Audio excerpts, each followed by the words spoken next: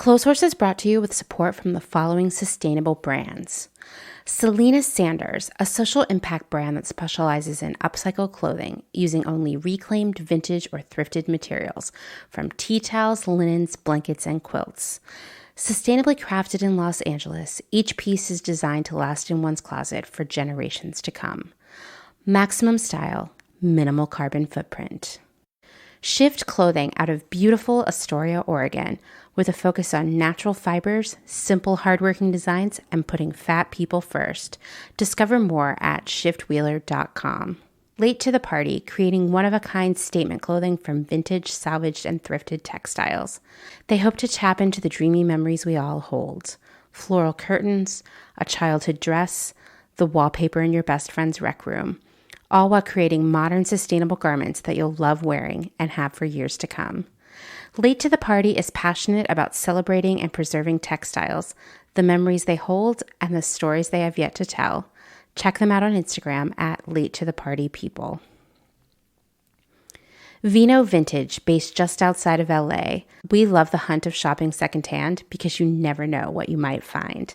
Catch us at flea markets around Southern California by following us on Instagram at vino.vintage so you don't miss our next event. Gabriella Antonis is a visual artist and an ethical trade fashion designer. But Gabriella is also a radical feminist micro-business. She's the one-woman band trying to help you understand why slow fashion is what the earth needs. The one-woman band to help you build your own brand. She can take your fashion line from just a concept and do your sketches, pattern making, grading, sourcing, cutting, and sewing. The second option is for those who aren't trying to start a business and who just want ethical garments. Gabriella Antonis will create custom made-to-measure garments just for you. Her goal is to help one person of any size at a time, including beyond size 40. To inquire about this serendipitous intersectional offering of either concept, DM her on Instagram to book a consultation. Please follow her on Instagram and Twitter at Gabriella Antonis. And that's Gabriella with one L. Gotta get that spelling right. Dylan Page is an online clothing and lifestyle brand based out of St. Louis, Missouri. Our products are chosen with intention for the conscious community. Everything we carry is animal-friendly, ethically made, sustainably sourced, and cruelty-free.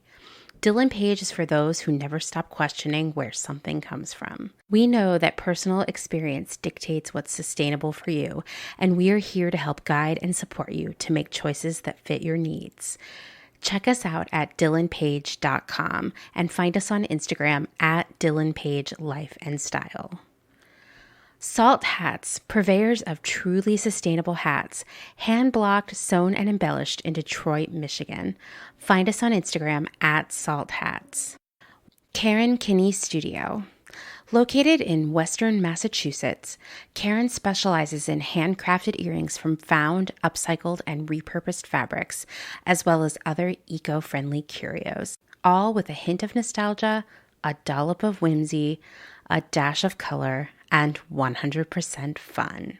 Karen is an artist/designer who believes the materials we use matter. See more on Instagram at Karen Kinney Studio or online at www.ckinney.com. Gentle Vibes Vintage. We are purveyors of polyester and psychedelic relics. We encourage experimentation and play not only in your wardrobe, but in your home too. We have thousands of killer vintage pieces ready for their next adventure. See them all on Instagram at Gentle Vibes Vintage. Thumbprint is Detroit's only fair trade marketplace located in the historic Eastern Market. Our small business specializes in products handmade by empowered women in South Africa, making a living wage, creating things they love like hand-painted candles and ceramics. We also carry a curated assortment of sustainable and natural locally made goods. Thumbprint is a great gift destination for both the special people in your life and for yourself. Browse our online store at thumbprintdetroit.com and find us on Instagram at thumbprintdetroit. Blank Cass, or Blanket Coats by Cass, is focused on restoring, renewing, and reviving the history held within vintage and heirloom textiles. By embodying the love, craft, and energy that is original to each vintage textile as I transfer it into a new garment, I hope we can reteach ourselves to care for and mend what we have and make it last. Blank Cass lives on Instagram at _Cass, and a website will be launched soon at blankcass.com. Located in Whistler, Canada, Velvet Underground is a velvet jungle full of vintage and secondhand clothing, plants, a vegan cafe, and lots of rad products from other small sustainable businesses. Our mission is to create a brand and community dedicated to promoting self-expression, as well as educating and inspiring a more sustainable and conscious lifestyle, both for the people and the planet. Find us on Instagram at shop_velvetunderground or online at www.shopvelvetunderground.com. St. Evens is a New York City-based vintage shop that is dedicated to bringing you those special pieces you'll reach for again and again. More than just a store, St. Evens is dedicated to sharing the stories and history behind the garments. 10% of all sales are donated to a different charitable organization each month. For the month of November, St. Evens is supporting Native Women Lead, an organization dedicated to revolutionizing systems and inspiring innovation by investing in Native women in business and leadership. New vintage is released every Thursday at wearstevens.com with previews of new pieces and more, brought to you on Instagram at wear_st.evens. That's Wear St. Evens. Country Feedback is a mom-and-pop record shop in Tarboro, North Carolina. They specialize in used rock, country, and soul, and offer affordable vintage clothing and housewares. Do you have used records you want to sell? Country Feedback wants to buy them. Find us on Instagram at Country Feedback Vintage and Vinyl, or head down east and visit our brick and mortar. All are welcome at this inclusive and family-friendly record shop in the country. Republica Unicornia yarns, handmade yarn and notions for the color obsessed, made with love and some swearing in fabulous Atlanta, Georgia by head yarn wench Kathleen. Get ready for rainbows with a side of giving a damn. Republica Unicornia is all about making your own magic using small batch, responsibly sourced, hand-dyed yarns and thoughtfully made notions. Slow fashion all the way down and discover the joy of creating your very own beautiful hand-knit, crocheted, or woven pieces. Find us on Instagram at Republica_Unicornia_yarns and at www.republicaunicornia.com. Picnicware, a slow fashion brand ethically made by hand from vintage and dead stock materials, most notably vintage towels. Founder Danny has worked in the industry as a fashion designer for over 10 years, but started Picnicware in response to her dissatisfaction with the industry's shortcomings. Picnicware recently moved to rural North Carolina, where all their sewing and accessories are now designed and cut, but the majority of their sewing is done by skilled garment workers in New York City. Their customers take comfort in knowing that all their sewists are paid well above New York City minimum wage. Picnicware offers minimal waste and maximum authenticity. Future vintage over future garbage.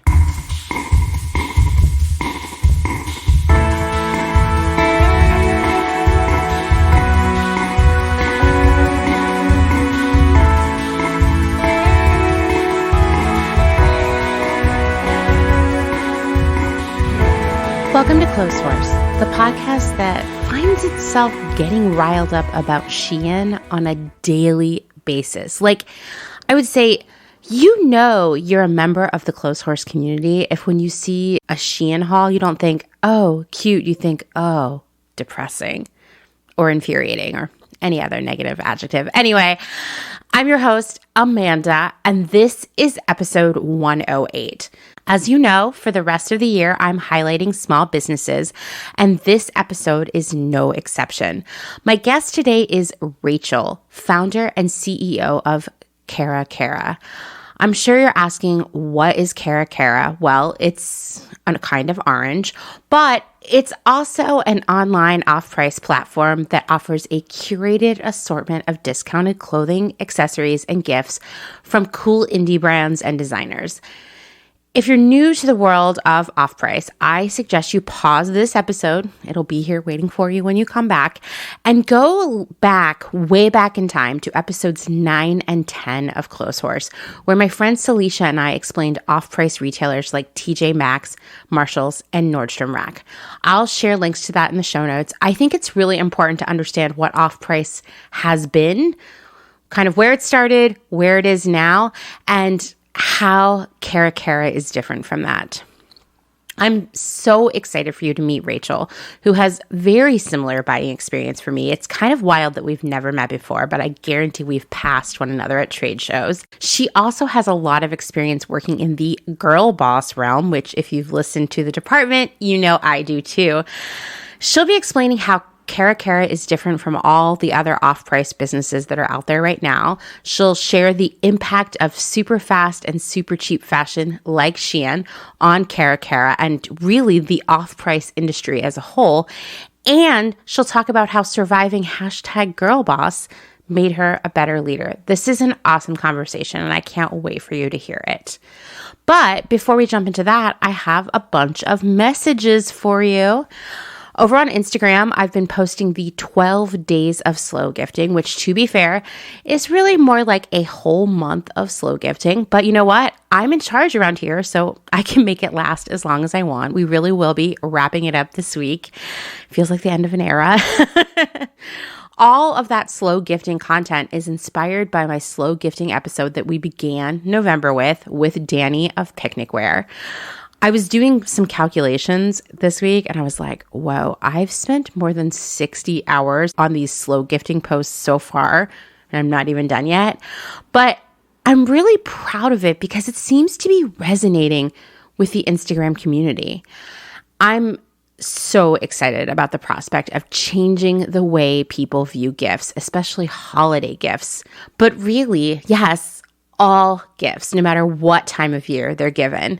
The whole nature of gifting in this century has been sort of fast fashionified, just like so many other aspects of our existences. It's so weird, right? It's maximum amounts of stuff with minimal quality and intention.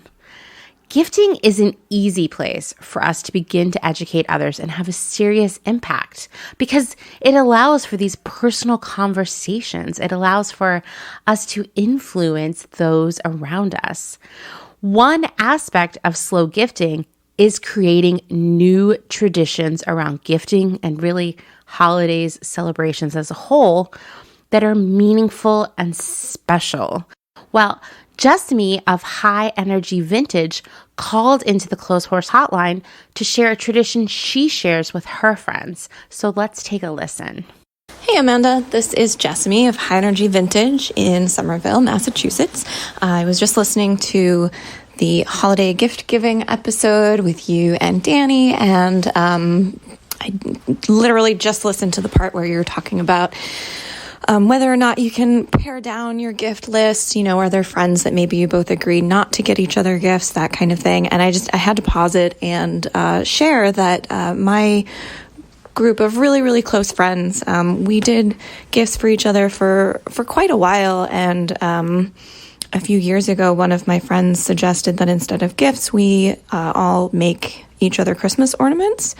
So we've been doing that for the past several years.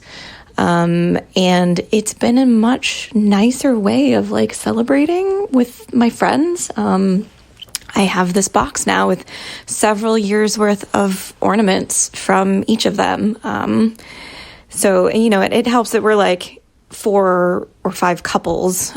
So, you know, each couple makes an ornament for all the other couples, and then we all trade at our like Christmas dinner.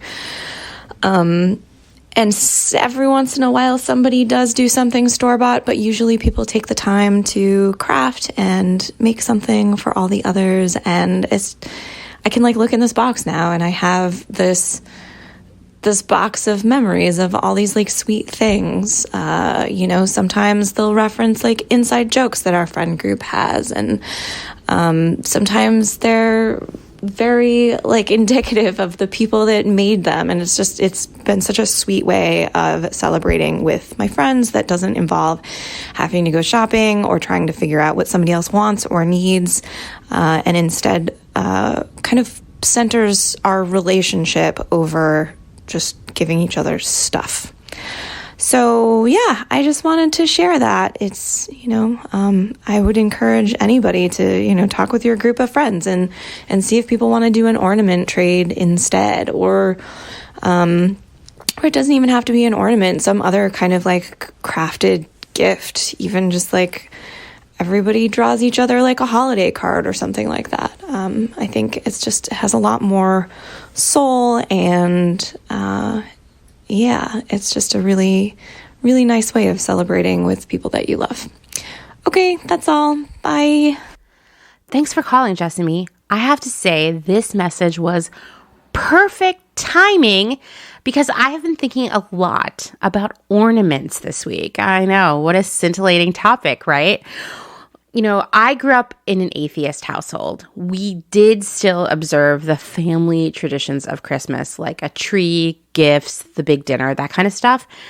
Sometimes we would maybe even bake cookies and listen to holiday music, but as you know, if you've been listening to the pod for a while, there weren't a lot of warm and fuzzy holiday vibes in our family. I mean, we were a family that didn't hug, In fact, I kind of grew up dreading the holidays because it brought out the worst in my family. Like I have a lot of issues with Thanksgiving as a holiday, right? That's a whole other podcast right there. But growing up, I particularly hated Thanksgiving, not because I was being mindful of the indigenous population of the United States, but no, because it would make my family fight, be abusive, yell at all of us. It was terrible. I always grew up hating Thanksgiving, and I didn't even like Thanksgiving food. I just couldn't see it. It was just a chance for everyone to be mad at each other in one place. But when it comes to the Christmas holiday season, as a kid, I mean, it's a tough position, right? You're like, oh, it makes my family so mean and terrible, but there's decorations, the tree, the gifts. I mean, that stuff's pretty fun, no matter how old you are. I guess you could say our family embraced the consumerist aspects of the holiday without any of the spirituality, and that may be one of the reasons holiday gifting has gone off the rails and holiday decor and everything else for the past couple decades. I don't know. As an adult, my observation of the holidays has been, weird. Most years, we would travel to the desert for a road trip, kind of underscoring the importance of just having some good family time together. We haven't been able to do that since the pandemic began, which has made the holidays even weirder for us. I mean, last year, we couldn't even see Dylan because they were working with the public. There were no vaccines yet. Dustin and I sat on the couch and ate cheese plate. It was lonely and cold and pretty sad, I know this is resonating with a lot of you. When Dustin and I moved in together years ago, I said that we had to have a tree. I really wanted something to make the holidays feel special because the combination of years of working in the retail industry on top of growing up in a toxic family had just obliterated any illusions I had of joy and light during December. We as humans celebrate holidays for a lot of reasons. And one is, let's be honest, it's to feel excited, to have something special to do, to have an excuse to spend time with others, cook things, feel happy. Obviously, there are a lot of other spiritual beliefs tied up in this, but we like to be excited about things. For Dustin and Dylan and me, even though we are rarely home at Christmas, we still have a tree. And honestly, I like to lay on the couch and just stare at it and try to feel merry. This year, we put up our Christmas tree on Thanksgiving, something we've never done before, mostly because we're moving to Austin after Christmas. And I just wanted the maximum amount of time to bask in some holiday vibes since, I'm going to be honest, right now I'm so stressed out about moving. Moving is the worst. You all know this. Our tree is great though. Most of our ornaments are either handmade by Dylan, Dustin, or me, or they were thrifted. And I'm just going to give you a pro tip. I have found a lot of vintage ornaments at yard sales and antique malls, and they're always incredible and inexpensive. There's something so satisfying about staring at a tree full of decorations with a story. I love Jessamy's tradition of gifting one another ornaments. It completely embodies the spirit of slow gifting. Intentional, meaningful, and thoughtful gifting. It's amazing. I'll just add here that the thrift stores are full of ornaments and other decor that can be repurposed into new holiday items. They can be used to decorate gifts, or they can just be used as they are. There's just so much out there. I mean, a lot of the thrift stores out here do a special like holiday room for November and December that is just secondhand decor, wrapping, tins, cards, you name it. I can't believe how much excess the holidays produce. I mean, I can believe it, yet it still can be very shocking. If you don't celebrate Christmas, or you don't have space for a tree, or you don't want to give gifts, or all of the above, that's fine too. The holidays are so weird, right? For one, retailers and pop culture become Christmas obsessed, as if Christmas is a universal thing that every person celebrates and loves. We know that isn't true. You might observe Hanukkah or Kwanzaa or Diwali. You might observe no holidays. I'm keeping Christmas-specific content to a minimum because not everyone celebrates it, and I hate that Western culture assumes that everyone does, that this holiday becomes the predominant theme for almost 3 months out of the year. It just makes so many people invisible. For others, the holidays trigger pain, sadness, anxiety.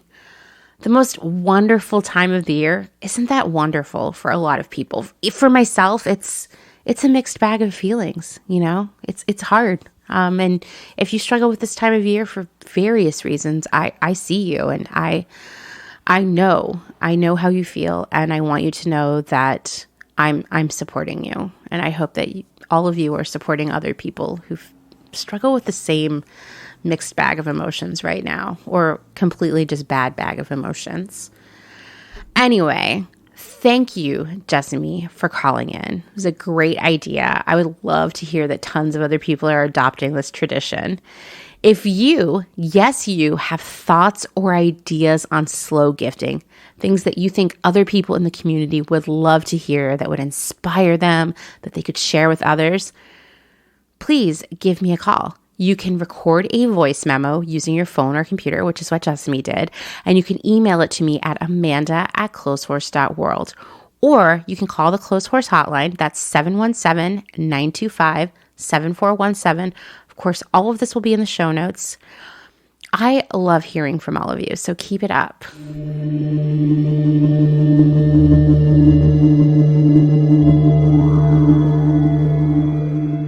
One of the most challenging categories of clothing in terms of sustainable options is athletic wear. Yet you can't go out there and work out in a pair of jeans, or you don't want to go for a hike or a long bike ride in a dress. Although, yes, I've done both of those. I have many regrets about it. Don't be like me. Wear athletic wear to do these things.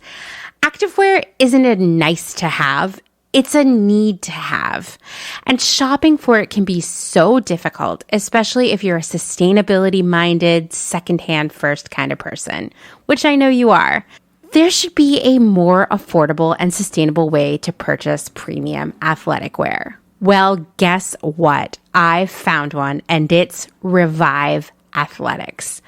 Revive Athletics believes clothing should make you feel good when you move, and that starts with how you purchase it.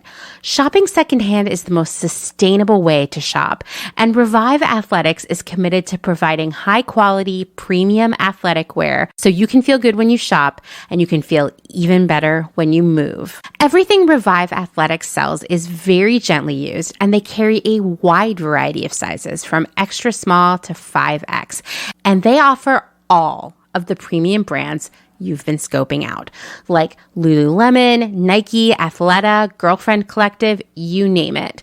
And while a pair of Lululemon leggings would cost you around $100 if you purchase them new, at Revive, you won't pay over $35 a pair. You're getting really excited right now, aren't you? Revive will also buy your gently used athletic wear and athleisure no matter where you are, and they'll send you a prepaid label to ship items into them. By keeping your gently used items in circulation, you're helping to reduce their carbon footprint, and that, my friends, is the hashtag secondhand first lifestyle right there. All items are carefully inspected and cleaned with Defunkify, an eco-friendly detergent made in Oregon. And I know you were wondering about that. Are you glad I told you? Revive Athletics is committed to building and supporting community. They offer classes in their space in Portland, Oregon, and they also donate items to Rose Haven, a Portland day shelter and community center serving women, children, and gender diverse people experiencing the trauma of abuse, loss of home, and other disruptive life challenges. What an incredible place to shop. I mean, I know you're sold now. You're like, tell me more, Amanda. How can I shop Revive Athletics? Well, if you're in one of my favorite cities, my former home, the place I think of as my hometown, Portland, Oregon, you can shop in person at their store, or you can go online at reviveathletics.com, no matter where you live. And even better, I have a special offer exclusively for members of the Clotheshorse community. Use promo code REVIVEIT15 to get 15% off your first purchase. And don't worry, I will include that in the show notes, so you don't have to run and grab a pencil right now. The next time someone asks you where you got your athletic wear, you can tell them, thanks. It's Revived. And know that you made the best decision and saved a heck of a lot of money too. Once again, that's reviveathletics.com. You can also find them on Instagram at revive_athletics. Go check it out. I think you're going to love what you see.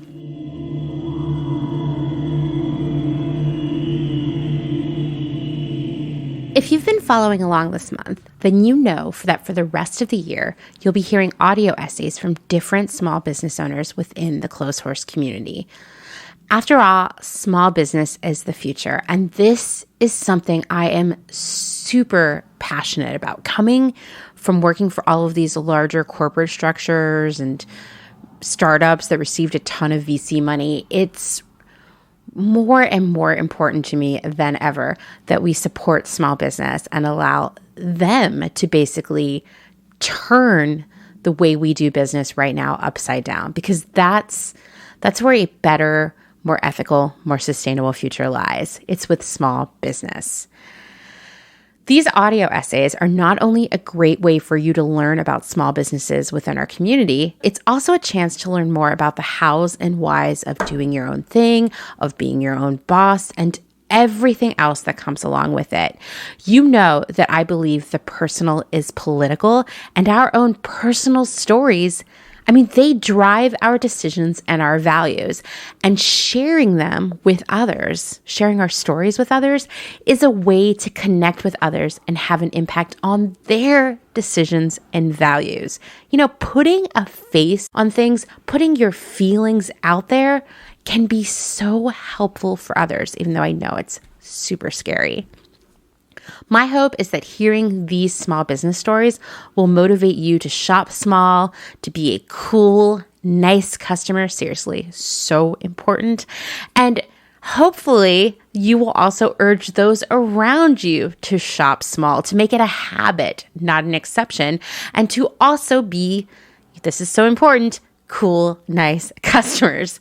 So today I'm going to play 2 audio essays back to back. The first is from Chrissy of Honey Bear Wares, and the second is from Melrose of Art by Melrose. They both have a lot to say about what it means to be a small business owner, and I can't wait for you to meet them. So let's give them a listen. I'm Chrissy, the owner of a little vintage shop called Honey Bear Wares. You can find me on Instagram at Honey Bear Wares, Wares. It's named after a few of my kiddos' first words. I source goods from the Pacific Northwest with the aim to be inclusive in size and gender and accessible in price. I give back 10% of my profits to National Parks Foundation. One goal I had in mind when starting this business was to give back when it made financial sense. What motivated me to start a small business was my entrepreneurial mindset and really needing a creative outlet. Much like you, Amanda, my career is in the retail industry, working for fashion corporations, having held various positions within the buying offices. My current full-time job is working for a major retailer, and in 2020, with our work-from-home model, I missed the collaboration and connection with people. I felt very tied to my desk. I've always loved collecting, but never thought to buy a lot of it, clean it up, photograph, and sell it. It's really hard work, researching pricing, driving out to estate sales early in the morning, and finding all the treasures that you think others might want.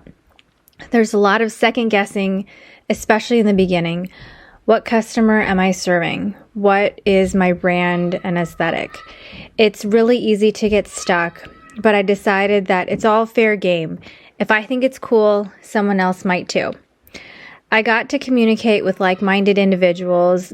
The things I was listing for sale resonated with people, and it thrilled me, to be honest. As a mom with an office job, I'm pulled in so many different directions, and maybe starting a business was not the best thing to do at a time when I was already spread thin. But I loved it. I still do. I felt like the benefits outweighed the work.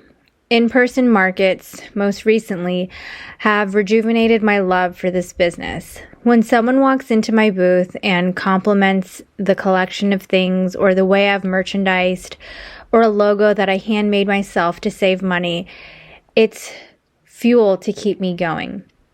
It means so much to me because I question everything. Should I have made business accounts? I feel like I'm just paying fees. There will always be that when it's just you alone at the helm. But again, that's also the most rewarding part. I have learned to take a step back from time to time and say thank you. Thank you to the supporters in any capacity, from kind words, shares, likes, and purchases. The business is growing with the help of others, which is ultimately what I missed and why I started this business: collaboration. We did it. We are doing it. Hi, my name is Melrose, and I am a small business owner. My business is called Art by Melrose. I sell tie-dyed clothing and accessories for the entire family at artbymelrose.com.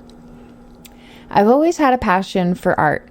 Before I discovered tie-dyeing, I was focused on drawing and painting. It was hard to make a living that way, and I worked many different jobs as a server, a grocery store clerk, farmhand, really any gigs I could find, until I got an internship which blossomed into a job at a tie-dye company. That is where I was introduced to and fell in love with the fiber arts. Tie-dyeing just clicked so easily, like I finally found my niche. I got to combine my love of fashion, art, and photography. Rather than paint and canvas, my medium became fiber-reactive dye and clothing. Everything I sell is individually tied and dyed by my hands. It's very rewarding for me to make clothes that not only make people happy, but feel good. I started a tie-dye business on the side, which began to grow a loyal following, and it got to the point where I had to make a decision. I couldn't grow my business any further without being able to devote all my time to it, but I wasn't sure if I was ready to leave the security of a regular job. I decided I had to give it a shot, and I left my day job to run my business full-time. I went through a range of emotions from fear to excitement. I was confident in my talents, but still unsure of the future. Looking back, I'm so glad I made the jump. It means a lot to me to have the freedom to create my own schedule, but the flip side of that is also having that discipline to stick to that schedule. My business is also in my home, so I have to try and filter out regular day-to-day distractions that keep me from my work. As the only employee, I'm responsible for all the different non-creative aspects too, from ordering supplies to sales to marketing and even shipping. Keeping records and doing taxes becomes a lot more involved when you're an entrepreneur. One of the biggest challenges for me has been learning to ride the wave. Sometimes there are lots of sales coming in and other times there aren't. And I'm still learning how to not get too worked up about it either way. It's a lot of work and it's a lot to keep track of, but it's worth it because the work I'm putting in is also building my future. As a small business owner, I feel I have an extra responsibility to society. I make an effort to get materials that are sourced fairly and ethically and sweatshop free. I strive to make clothes that are built to last by selecting blanks that are comfortable and fit well. My clothing is made with intent and purpose. Slow fashion rather than fast fashion. One of my favorite experiences as a business owner is when I can sell my items in person and interact with people. To see people firsthand, loving my work, trying the clothing on, getting excited, that connection is what I strive for. Kids often have the best reaction too. They just have this wonder that we sometimes lose as adults, and you can really feel their joy when they see a tie-dye they love. It makes my heart happy to bring others joy through my art. If you'd like to check out my work, my online store is artbymelrose.com. I also have Facebook and Instagram pages where I post behind the scenes, process shots, and updates on my new work. My Instagram is at art.by.melrose. Facebook is facebook.com/artworkbymelrose. And I just made a TikTok. It's pretty new. My link there is at artbymelrose. So thanks so much for listening to my story. And just know that when you support a small business, you're helping someone to live their dreams. Thank you. Thank you so much to Chrissy and Melrose for taking the time to create their audio essays. I know, trust me, firsthand experience right here, that recording yourself is so awkward, so uncomfortable. There's no one out there. Okay, maybe there are a few people. I question what's going on in their heads. Most people, let's say it that way, don't like the sound of their own voice, and recording themselves talking is excruciating. Even when you've done it for like zillions of hours like I have, it's still so weird, trust me. So I really appreciate all of you who have put yourself out there by doing this. Seriously, it means so much to me. I'll be linking to Honey Bear Wares and Art by Melrose in the show notes, so please go check them out.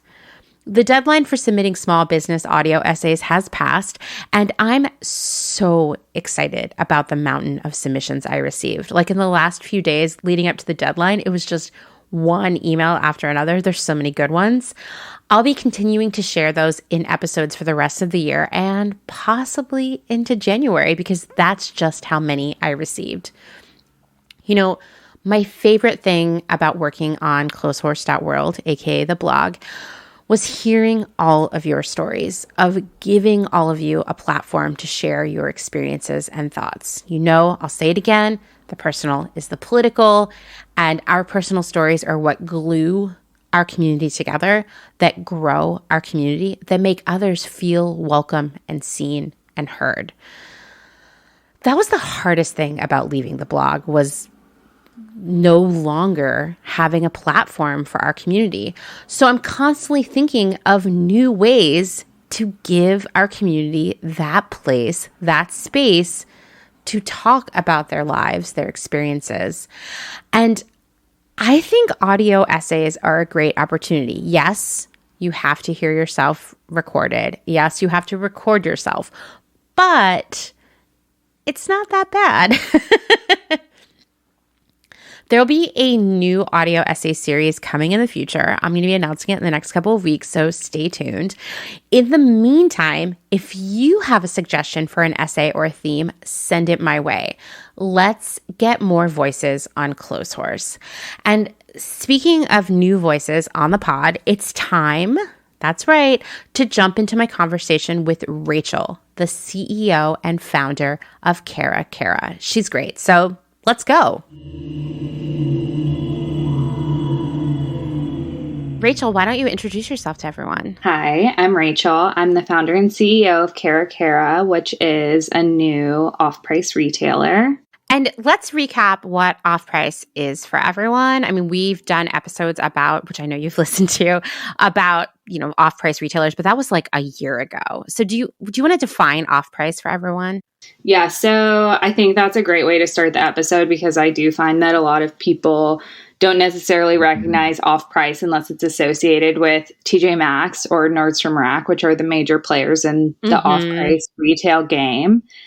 So off-price is basically brands' exit strategy for excess inventory. So when they have overstock inventory or excess inventory at the end of the season or really any time, they will take that inventory and sell it to an off-price retailer at a lower cost, so discounted cost, so that the off-price retailer can then sell it to the consumer on sale. So at the end of the day, it's meant to be an exit strategy for the brands to offload this merchandise so they can clear it from their books. They can focus on the new items that are coming in, and then the off-price retailers can then sell it to consumers on sale. So for off-price retailers, everything is on sale all the time. Right. But it's like, so it's changed over the years, which is, I mean, you already know this. I'm like preaching to the choir over here.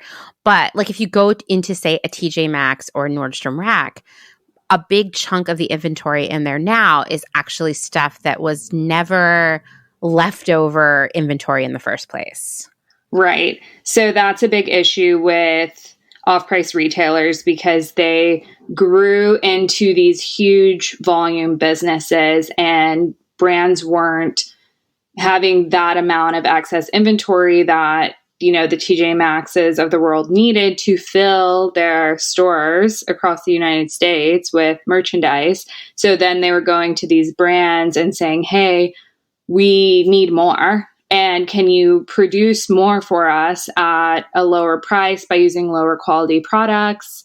And in turn, it really ruined a lot of different brands' images. I think that had a lot to do. And that's similar to the outlet structure, which I'm sure I know that you've talked about on this podcast before. But I think, that had a lot to do with like the rise and fall of like Tommy Hilfiger and Polo, because they were really heavily involved in this kind of like scheme. It's very, in my opinion, I like that choice of term, scheme. Yeah, it's very schemy because normal consumers that maybe don't have the insight that people in the industry have wouldn't necessarily know. They go into TJ Maxx and they see a brand that they recognize in a sale price and they think, it ended up here because of it didn't sell, but really a lot of it is made cheaper so that TJ Maxx can sell it to their customers at a cheaper price. I haven't been into a TJ Maxx for a really long time, but I did recently go into a Nordstrom Rack out here in Lancaster where I live. And the thing that really struck me most, well, first off, my husband actually found some cool stuff in the men's department. Like it seemed like the penetration, meaning the ratio of real excess inventory from designer brands was a lot higher in men's than in women's. But in the women's area, I saw just tons and tons of product from brands that I recognized as being like the fast fashion brands in quotes that come from the San Pedro Apparel Mart in LA, which I'm sure, you are familiar with seeing those brands around too. They're brands that, at least in the early days of fast fashion, we're supplying a lot of inventory to, Forever 21, to Nasty Gal. We bought a ton of stuff there. We bought a ton of stuff for ModCloth. And it's just this like cheap, high margin clothing that just comes in every week. And now places like Nordstrom Rack are representing this stuff as like real brands that are somehow on sale, but they're actually selling at the prices they were designed to sell at in the first place. Yeah, that's so interesting. I would say that's probably because a lot of retailers are now competing with Shein and these fast fashion brands that have the dirt cheap prices. So in order to kind of attract a Gen Z or a younger customer, their strategy is probably to find some fashion items that they can make it appear like they're on sale. So it's kind of like that fake sale, and plug those into their store and try to attract that customer, because I think for maybe a younger consumer that is shopping at those fast fashion retailers that just keep getting cheaper and cheaper and cheaper, how can a Nordstrom Rack compete with that? So I would imagine that's what they're trying to do there. And I think kind of talking about the experience of going into like a TJ Maxx or a Nordstrom Rack is so interesting, because those retailers have really focused on the in-store experience, right? So they've had a lot of trouble bringing that online, but in store, they're like, this is a treasure hunt. You're going to come here and like hunt for treasure. And I think that is how the stores have come to be, where they just buy up a bunch of stuff and they don't really care what it is. They're like, more stuff, more stuff, more stuff, treasure hunt. And so that's kind of the name of their game. And they just fill the store with all of these things. And they're like, our customer loves it. They come in and they hunt for their deals. And really it's like, are these actually deals, right? Like to your point about the fashion brands from Santee Alley to them creating cheaper product with brands to fill the stores. Yeah. I mean, I find it so interesting because I remember there being this turning point. And I want to say it was around the time I was working at Nasty Gal, where a lot of those vendors in Santee Alley and the San Pedro Apparel Mart were hitting really hard times, because they had built their business off of Forever 21. And what Forever 21 was doing was making more of their stuff on their own, with their own factories. I mean, not that they owned them, but their own factory supply chain in Asia, because they were getting even crazier low prices, right? And they needed to be selling stuff even cheaper to stay competitive. And so a lot of these vendors were really hurting, because that had been their big source of revenue for them. But they still had places like, Nasty Gal and ModCloth and like Lulu's and all these other e-commerce retailers that were selling their stuff and doing pretty well with it.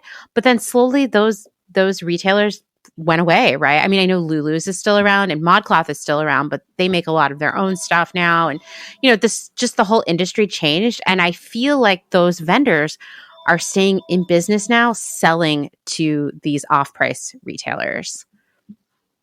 Yeah, definitely. I think it's probably a mix of off-price retailers and maybe small boutiques that don't have a production team, or maybe don't have the means to work with overseas factories. So they find it easier just to go down to Santee Alley to fill up their stores. Like I've seen several boutiques that all look very much the same, even very popular boutiques, and they don't really list the brands, but I'm always zooming in on the images on the website and like looking at the tags, and I'm like, I know where that's from. I know where that's totally. from. Me too.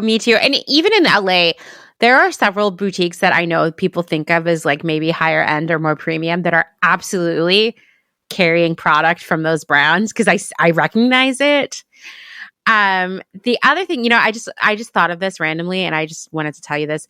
Who was buying a lot of stuff from there in a private label way was Need Supply.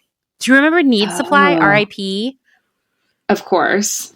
Yeah, they were doing a lot of their own private label stuff using several vendors from Santee Alley, because I knew that because their the showrooms would show me the stuff that they're working on for Need Supply when I was at Nasty Gal. Wow, that's so crazy. I really liked a few of the Need Supply private labels, but I'm always really interested from a consumer standpoint how private label plays out, because for me, I forget what their private label was called too. I think one of them started with an S. But anyways, there was one of their private labels that I really liked. And so when I found that brand, I was like, oh, this stuff is really cool. And then I type it in on Google. I type it in on Instagram. It doesn't have a website. It doesn't have an Instagram. Mm-hmm. So for me, I'm like, this is a private label brand made by Need Supply for Need Supply.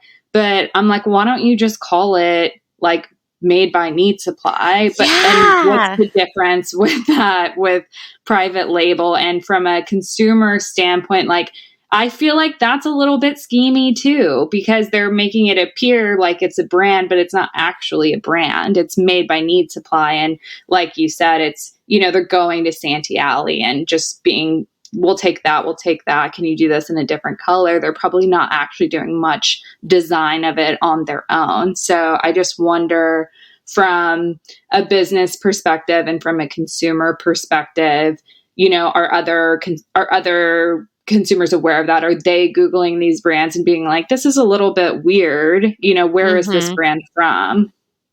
I mean, you hit the nail on the head with that, with all the scheminess, because that is true. I don't know. I feel like there are a lot less retailers like Need Supply or like Nasty Gal that exist these days on the internet, because like they've all gone under all the multi-brand brands, right? But that cheap private label thing was such a strategy in retail for like a good 10 years there, where it was like, okay, you're going to carry these nice brands that are lower margin. So to make up for that, and this is something that comes with the strings attached that comes from VC funding always, right? It's like you have to hit maximum profitability as soon as possible. So the solution has always been, and then you're going to make up all that lost margin with your own private label product. And for someone like Need Supply, who might have seemed really huge, but ultimately doesn't have the buying power of, say, an Urban Outfitters, right?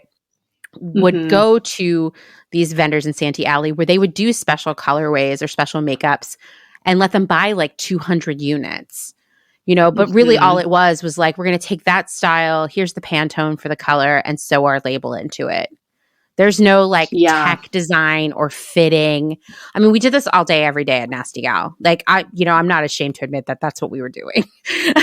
Right. And so many brands are doing the same. Yeah, yeah. One of my friends worked for a boutique in Los Feliz, and the owner was like a monster and did lots of really bad things all the time to her. But she was like really scandalized that this owner was going to Santee Alley, buying clothes, taking out the tags and sewing in her own boutique tags. And I was like, oh no, that is like par for the course, bro. Yeah. Ooh, that's bad. That's really bad. Yeah. As far as I can tell, that person's probably still doing that. Anyway. Wow. Yeah. Yeah. Okay. So you are the CEO and founder of Cara Cara. Did you come out of the womb? You were like, when I grow up, I'm going to start my own off-price brand. It's been a long journey of working at a lot of different retail companies. I think when we first spoke, we were like, wow, we've had very similar experiences. We've both worked at a million different places. We have very well-rounded experience. And I always think about this when my first job was at the mall in my hometown, and my first job was at Limited Too. And then I moved from, yeah, I used to wear the clothes and everything when I was 16 years old. So funny. It was a very, very toxic work environment with toxic management. It was wild. So I went from Limited Too to Old Navy, and I really loved working at Old Navy. I was always on the cash register, and our big thing was trying to get people to get the Old Navy credit cards. They really wanted everyone. It was in the height of everyone having 500 credit cards, a credit card from every store you shop at, because it has benefits, but really also schemy. I think schemy is keeps coming up, but it's who they're trying to get people to get these credit cards so they can charge them all this interest and make even more money. And so I think when I worked at Old Navy, I never really thought about, I'm from a small town in Clarksville, Tennessee. I never really thought about where the merchandise was coming from. I just knew that it showed up at our store, and I never really like thought about it. You know, I was like, this is a fun job. Like, I love clothes. I work at them all. But, you know, and then I went to college and I studied fashion merchandising actually. And I was like, oh, this all makes so much more sense. There's like a whole team of people doing all of these things. And so I kind of ended up falling into retail buying, and I moved to New York. I worked for a bunch of different companies. I worked for Gap Corporate. I worked at Rue La La when flash sales were a really exciting off-price strategy, which is really interesting. I kind of got to work there in the height of all of that. And it was, you know, really cool, like young kind of startup vibe to work at. So I had a little bit of off-price experience from that. And I went from there to Macy's. So I worked at Macy's corporate, which is incredibly corporate. Not surprised. Yes. So it puts the corporate in corporate. It was very, you know, buttoned up. I worked in Macy's on 34th Street above the stores. It was offices from the 80s, you know, no windows, cubicles, just really old fashioned, but got a great experience there, learned ins and outs of buying, met some really talented people.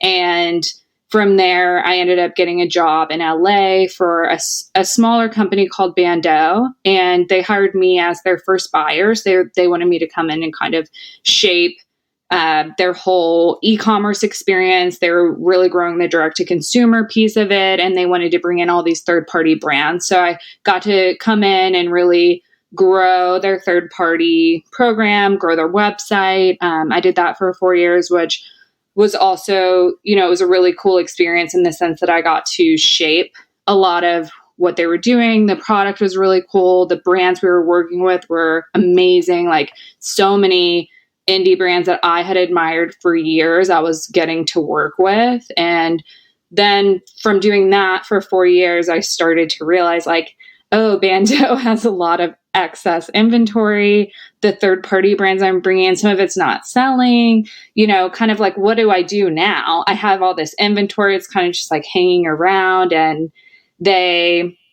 so traditionally Bandeau would sell their own line to TJ Maxx, and I would have, you know, my mom in Clarksville, Tennessee calling me being like, oh my gosh, I saw Bandeau at TJ Maxx. And I would immediately like cringe and be like, oh my gosh, like there has to be something better. I can't even think about the cute little notebooks, like what they're sitting next to in that store, like how embarrassing, and just like the whole like lost brand integrity of it. And I think right now we're living in an age of kind of like oversaturation of new brands, right? Like so easy to make a Shopify, so easy to build an Instagram.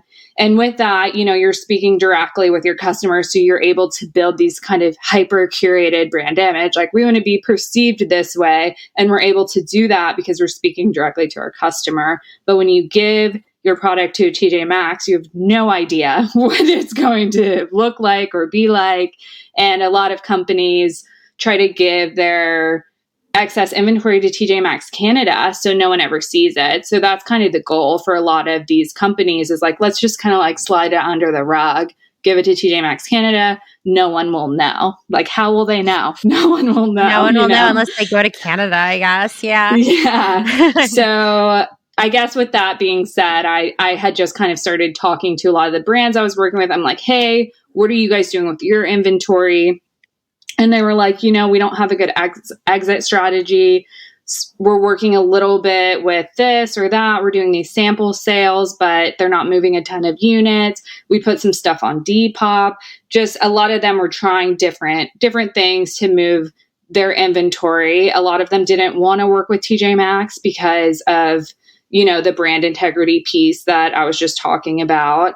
A lot of them didn't have enough inventory for it to be interesting for TJ Maxx, or for it to be, you know, fulfilling for them to actually place the order, because TJ Maxx needs thousands of units to fill their stores.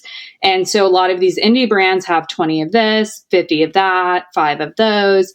And for TJ Maxx, they're like, I don't want it. That we want thousands of units, which is how they started producing all of the items like we were talking about in a cheaper way, because they need thousands of units to fill the stores. And so a lot of the indie brands were like, yeah, we don't have a good exit strategy. And I was like, well, this seems like a huge white space opportunity. Like, I think I could do this in a way that feels good for brands. Like, I'll reshoot everything. I'll make it feel new and interesting. It's all really cool product from really thoughtful brands. Like, even though it's excess technically, it's still really good stuff. Mm-hmm. And so it seems like there should be a place for all of that to go, where it's on sale all the time. And so for customers, like, how exciting to find a website where we have all these great indie brands with discounted products and being able to shop all of those in one place.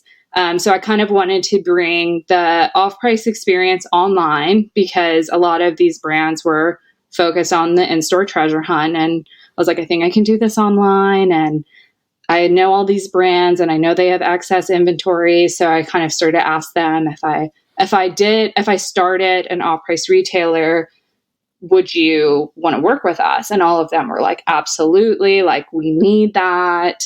Like, we're so down. And I was like, okay. And that was kind of all I needed to hear in order to kind of run with it from there. So that's kind of how the idea came to be. And then, how I did it. I knew from my past, from like working at Rue La La, and I was actually at Macy's when they launched their Backstage initiative, Macy's Backstage, and that quickly became, the star of the show at Macy's. It's like the really exciting area.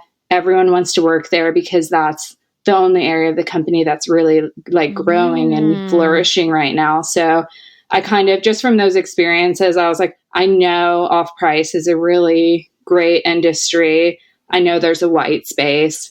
So let me create this brand, Cara Cara, and, do it a little bit differently, protect the brand integrity, reshoot everything, buy the excess inventory, and then provide discounts to customers. You've already talked about how Cara Cara is different. Like, you're really thinking about brand integrity first, right? How do you ensure that you're protecting the brands and like maintaining that like premium energy, if you will? Yeah, definitely. So one of the ways that we're different is that we curate our inventory. So when a brand sends me their off-price list, I'm not like, we'll take it all. I'm like, right. We'll have this looks amazing. That's amazing.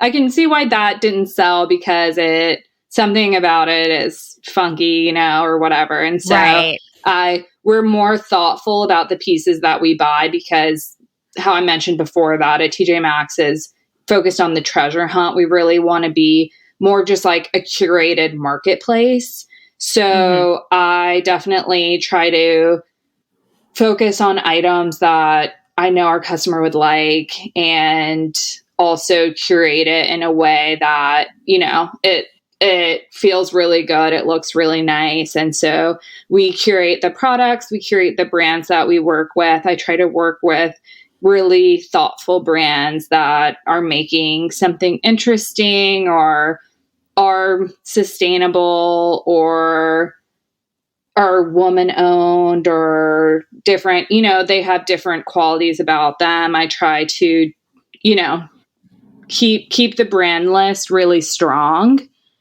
And I think also we don't make any of the products that we sell. So like how we mentioned for TJ Maxx is making what is technically like private label, even though it has a brand's name on it.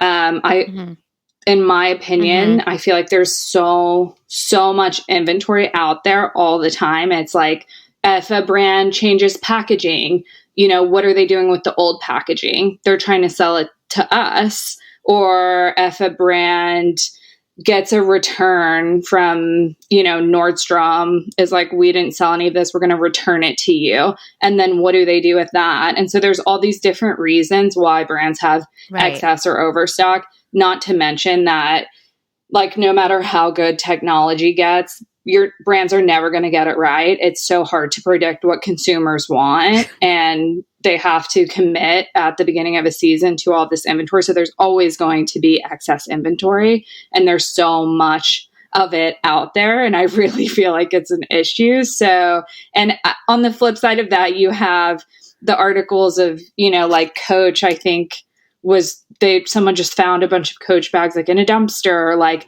Victoria's Secret, like burning things. And there's all these issues of brands doing that to get rid of their excess inventory because they don't want the middle class like having access to it. So really, I think trying to help brands move their excess inventory, get the excess inventory into hands of consumers still in a way that feels like exciting and good for all of them. So I think we really try to keep it, curated, keep it high quality. Everything's on sale all the time. So it feels really exciting for the customers still.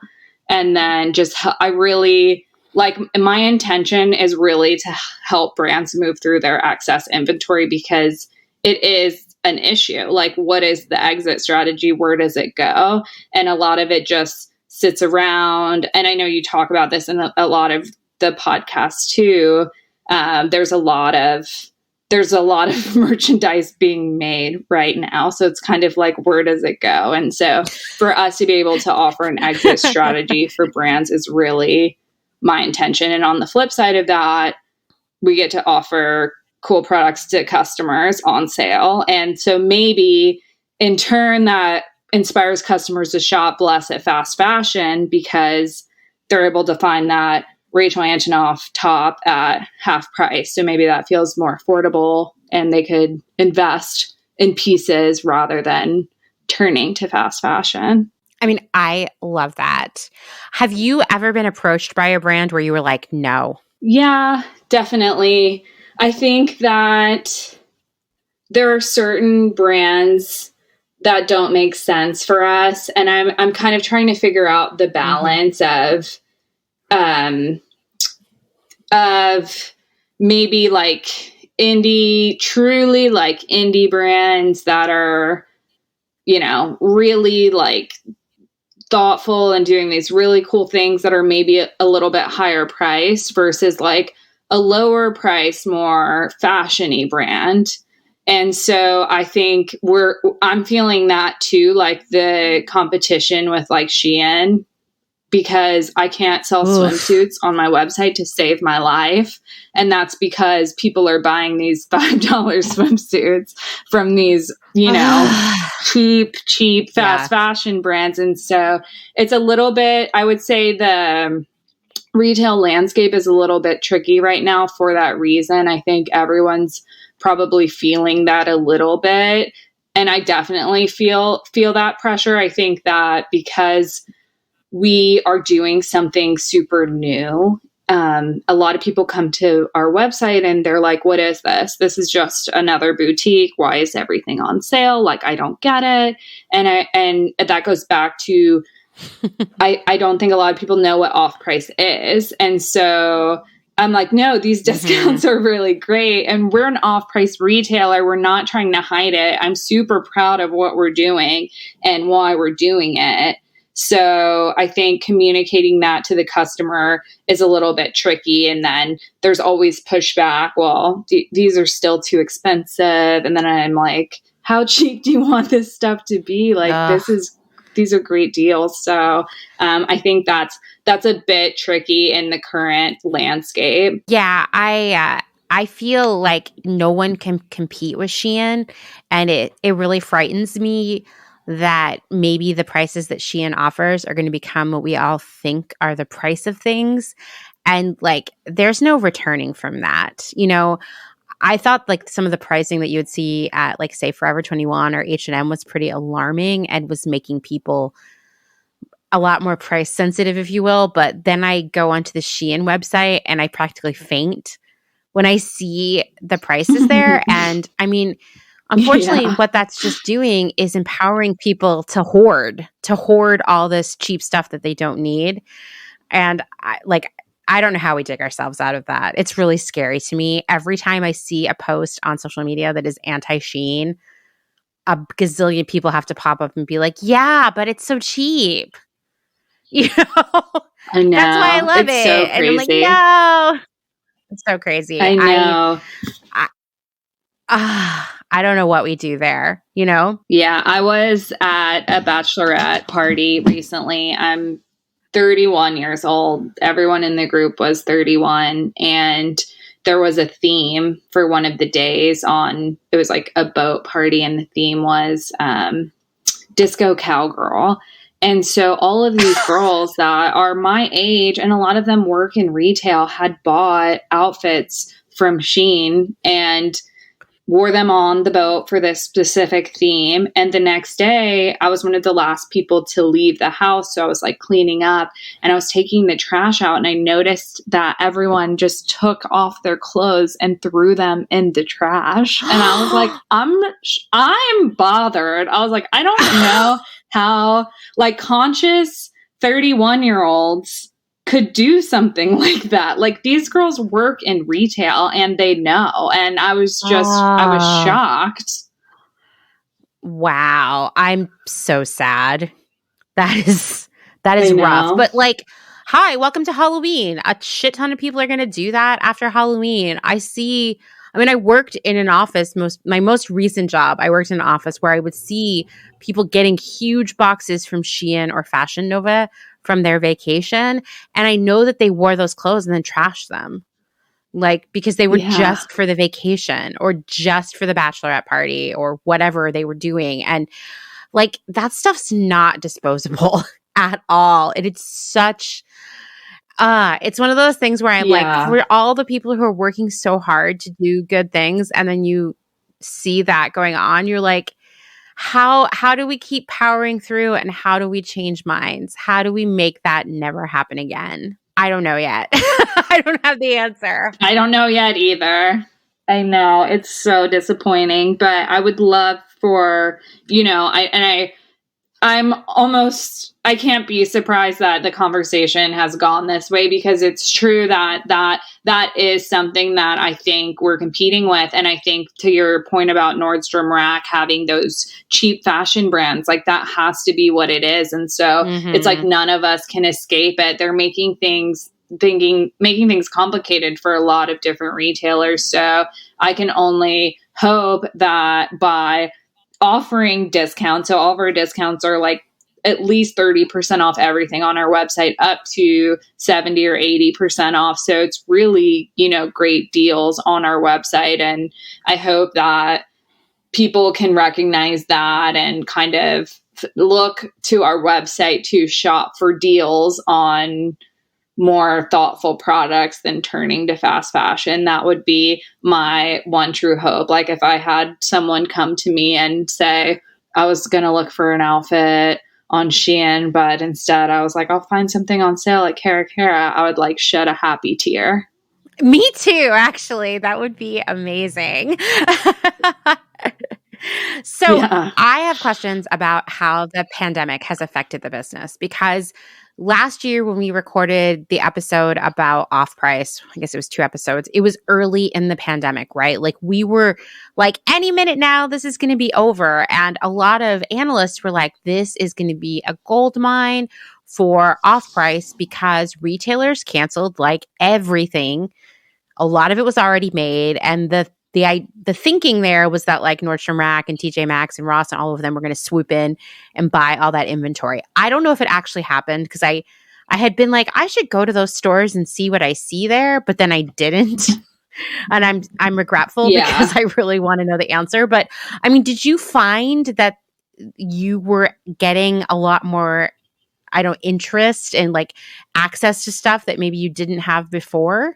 Definitely. I was getting tons of brands reaching out to me every day. They were telling other brands about us. I was getting constantly, like, I'd almost use the word bombarded by people wanting to work with us and give us their inventory, because all of a sudden, everyone was panicked. It was crazy. And they, not only are they sitting on their own inventory, it's, stores weren't taking their orders or sending it back to them. And so everyone was kind of in this state where, oh my God, what are we going to do with all of this stuff?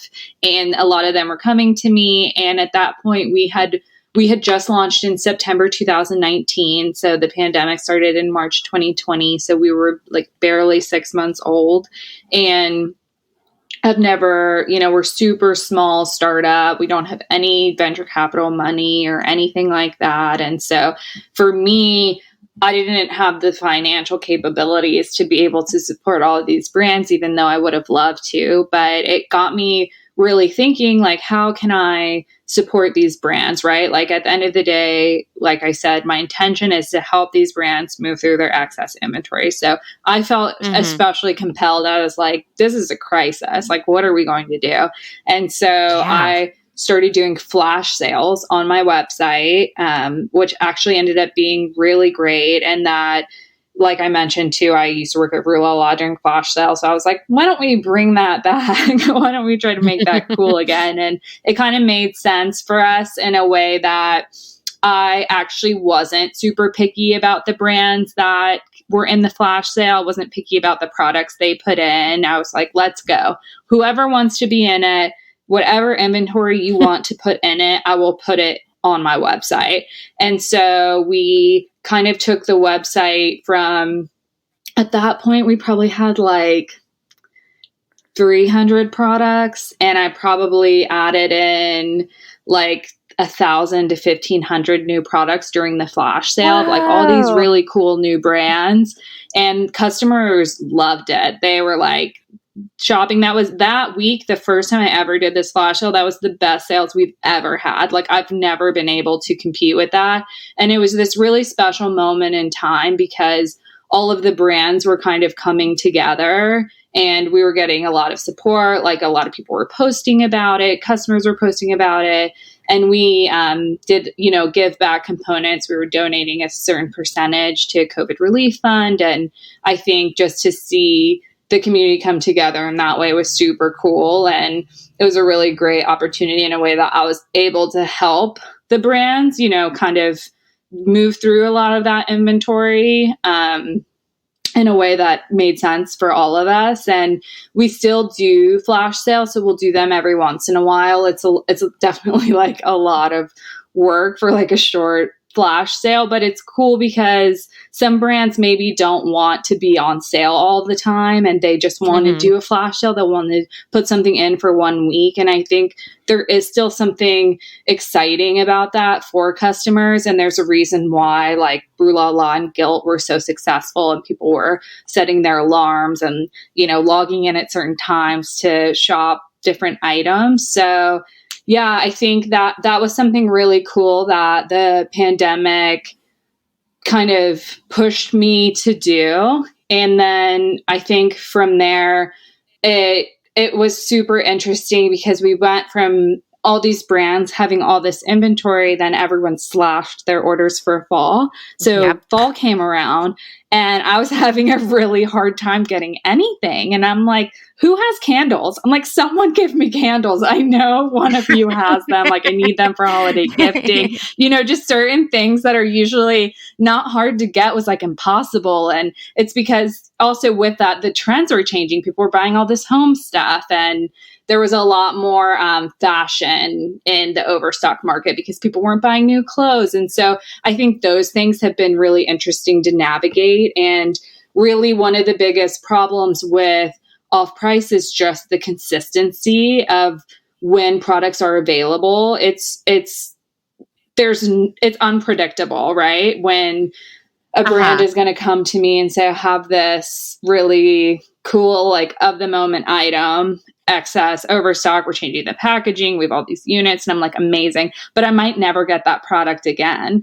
And so it's really hard when you have a product that sells really well and you can't chase the inventory because that's all that there is. And you can't like, that's, I think, how TJ Maxx got themselves into that place of like, we're going to recut that because it did well. And in a way, it makes sense for them. And like we mentioned, as far as like margin building, like you can definitely cut costs that way, get bigger margins, grow your business. And that, I believe, is how they ended up there. But definitely with the ebbs and flows of the pandemic and the different sales trends, it's been incredibly inconsistent about the products I'm getting. I feel that we're getting back to homeostasis. Like, I think things are starting to normalize a little bit. So, yeah, it's definitely, it's super tricky to navigate. And then now it's like, the issue with the ports and everyone's like, can't get their inventory right now. So God, yeah. I luckily it hasn't affected me. I feel like, and that's the thing, right? Like I'm saying, it was hard to get certain products, but there's never no products. There's always brands that have excess inventory. So there's always product for me to get. It might not be the product that I want. And that's the reality of off price. And so that's been the challenge of like kind of balancing that. Yeah, I could see that. I mean, it'd be interesting to see, because I was thinking about you this morning. I was in a meeting with a client and they were just talking about all their supply chain issues, which is like all anybody can talk about right now because it's really scary. And I kind of feel like you're going to see a ton of brands reaching out to you around February because they're going to have like pushed it out, and then they're going to be like, shit, this isn't like relevant anymore for what we're doing. We already have like spring stuff coming, but who knows, because the supply chain stuff could go on indefinitely. Like, I don't see a solution on the horizon right now. I don't see a solution either. It's so chaotic, but I feel the same. I think so January chaotic. Or February, I'm going to be bombarded a bit again. And I think it could be a really good thing for us. I think we might be able to get some really cool brands again, or some really, great inventory from brands that maybe haven't had it for us in a while. So I'm kind of excited to see what comes from that, even though it is unfortunate. But at the same time, it's like I have to be super mindful of like seasonality too, just because of, I can't buy a lot of stuff and hold it for next year, which is what a lot of like TJ Maxx or Nordstrom Rack would do, is they'll buy stuff up at the end of the season and they'll kind of just hold it, and it, holds up the cash flow of the certain items in a way that like I'm not big enough to do right now. So it'll be interesting to kind of see what type of products they have at that time. So what do you want to do next with Cara Cara? I mean, first off, how many employees do you have? We have 2 employees. I have... Okay, so you're a small business. We're very small. It's myself, and I have 2 girls that work in our office in LA, Kathy and Jasmine, and they're both incredible. One of them does operations and the other one does graphic design and creative. So it's kind of the 3 of us really moving things forward. So what would you like to do next? Like, how do you see the brand growing? Yeah, so I think for us, growth really looks like bringing on more product. So I feel that for us, more product. Sorry, the dogs are barking. There it goes. I knew it was going to happen. Luckily, my headphones are still going strong, though. Yeah. We knew it was a matter of time. Can you hear them barking, or is it okay? Okay, cool. So for us, I think we need to bring on new brands, more inventory. I think what I really found during the flash sale was that one of the reasons why it performed so well was because we were able to have so many products on the website, right? I don't want to get to a place where we're a treasure hunt, but I definitely think there's a lot of opportunity to grow what we're offering. So we definitely want to explore that and grow the brand list, grow the inventory. There's a lot of brands I would love to work with. And aside from that, I see a lot of opportunity in a store. I would love to open a retail store, whether it's a pop-up or a permanent space. I would love for customers to be able to come in and shop and see the products in person and really see the quality of them. I think we could do off-price in such a different way than TJ Maxx or Nordstrom Rack. Like I find their stores very overwhelming, and I think we could do it in a really clean, exciting, fun way. And yeah, I feel like that's a huge opportunity for us. That's definitely something I've kind of got totally on the back burner.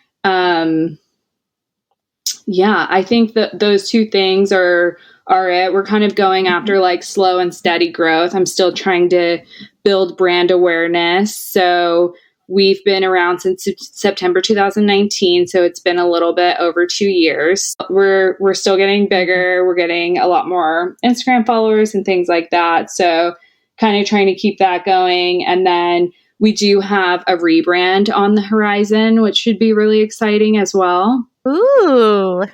Yeah. Exciting. Just like Facebook. I hear they're rebranding too. Yeah, just like Facebook, who we do not aspire to be like. Good.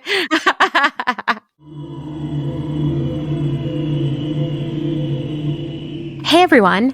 I'm so excited to announce that one of my favorite brands, Newworks, is an official sponsor of Clotheshorse. I've been a fan of Newworks for a long time because they have unique prints created by some of my favorite artists. If you're looking for an article of clothing that you can proudly outfit repeat for years and years and still receive compliments from strangers everywhere you go, Newworks is the brand for you. Seriously, one of my all-time favorite Newworks purchases is the Dahlia mock neck dress in the Ash and Chess print Better Days. Everywhere I go, someone is blown away. I may have recently received a free breakfast taco from a barista just for telling them where I got my dress. I've also found that while all of the Newworks prints are unique conversation starters, all of the pieces themselves are easy to mix and match into an almost infinite array of outfits. Dress them up, dress them down. The outfit repeating potential here is massive. The silhouettes are designed to make you feel good, happy, and just generally full of positive vibes. And Newworks offers sizes extra small through 5X with plans to continue to expand sizing. And oh yeah, they make adorable kids' clothes too. Well, now that we've covered all of the aesthetic reasons I love Newworks, let's get into the serious stuff. In a world where it's progress, not perfection, Newworks is constantly striving to do better and better, always with an eye on progress when it comes to sustainability. All Newworks products are made by a small team in limited batches in California. You won't see any ridiculous waste over here. In fact, the company is constantly working to reduce their waste. As part of this commitment, Newworks has been offering packs of scraps for all of you crafty types to turn into your own cool, unique projects. And they even sold a few zero waste pieces recently, which was really so cool and something you just don't see out there as much as you should, right? On top of that, Newworks now offers Full Circle, a resale platform for Newworks products, because the idea is that these clothes should remain in circulation and be worn just as much as possible for as long as possible. Newworks is a woman-owned, women-run business. There are no venture capitalists or big investors involved, just a small team of incredibly nice people. And they're working hard to do the best they can for the planet and its people. Everyone involved in creating Newworks products are paid a living wage. And Newworks tries to source all of their materials in the USA and work only with incredibly nice people. Their hope is that every Newworks purchase will be a shining gem in your closet that you will cherish forever or hand down to someone you love. Once again, I'm just so proud and so honored to have this amazing brand as a sponsor of my work here at Clotheshorse. Go see why I love them so much at newworks.com or find them on Instagram at Newworks. And that's new Noo.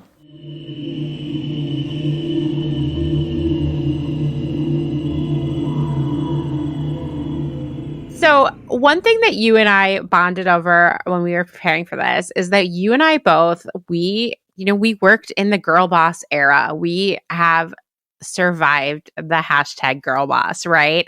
And I think, I mean, I don't want to like take words out of your mouth, but I know that I came out of that, like, I don't know, just so much more educated about how to be a leader, how to be a mentor, how to be a better person to the people who work for and with me, right?